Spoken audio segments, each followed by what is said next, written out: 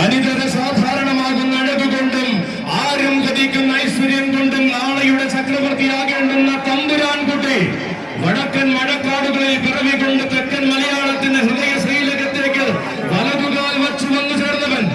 ആരവങ്ങൾ ഒരുക്കി സ്വീകരിച്ച തെക്കൻ മലയാളത്തിൽ നിന്നും ആഘോഷങ്ങളോടെ മധ്യകേരളത്തിൽ താരമായവൻ. തിരുവാന്താം കുന്നിലടക്കം എഴുന്നള്ളി വടക്കൻ മലയാളത്തിലേക്കും തന്റെ താരപ്രഭ വലിച്ചോടിയവൻ. വൈക്കത്തഷ്ടമിയുടെ ആഘോഷ ദിവസങ്ങളിൽ ഉത്സവ ബലിയടക്കം എഴുന്നള്ളി ഭഗവാന്റെ തിരുപ്രസാദം ഭുജിച്ചവൻ.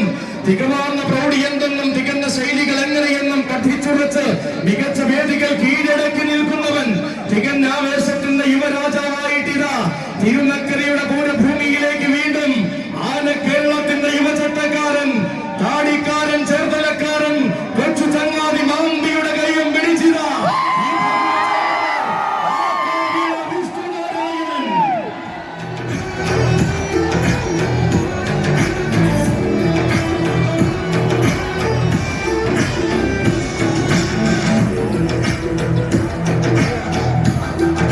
ഇനി വരും കാലത്തിന്റെ വസന്തമെല്ലാം തനിക്കായി പൂത്തുലയുമെന്ന് അടിയുറച്ച് വിശ്വസിക്കുന്ന യുവരാജാവിത തിരുനക്കരയിലേക്ക് എഴുന്നള്ളുകയായി. തിരുനക്കരയുടെ പടിഞ്ഞാറൻ പടകിൽ പ്രൗഢിയുടെ കൂട്ടാന ചന്തം തീർക്കുകയായി. ഇവരാണുങ്ങളിലെ ആവേശപുരുഷനായി തീരേണ്ടുന്ന കേരളത്തിന്റെ ഭാവി വാഗ്ദാനം. നാളെയുടെ നാടുകളിൽ നായകത്വത്തിന്റെ സിംഹാസനമേറേണ്ടുന്നവൻ. നാടായ നാടുകൾ കീഴടക്കുമ്പോഴും നാഥനായ നരഹരിയെ പ്രണവിച്ചു നിൽക്കുന്നവൻ.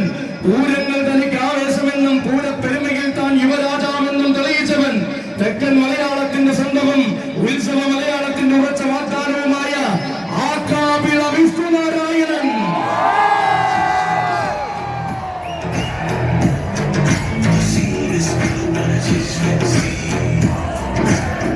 തെക്കൻ കേരളത്തിന്റെ മടിത്തട്ടിൽ നിന്നും തെക്കും വടക്കും താരമാകാൻ ഒരുങ്ങുന്ന യുവചക്രവർത്തി, മുഖത്തല നരഹരിയുടെ മാനസപുത്രൻ, നരഹരിപ്രിയൻ, ഇഭകുല ചേകവർ ആകാപിള വിഷ്ണുനാരായണനും സാരഥിമാർക്കും സ്വാഗതം.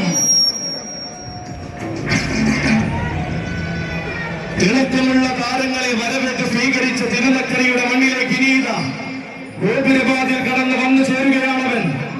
പുത്തനാ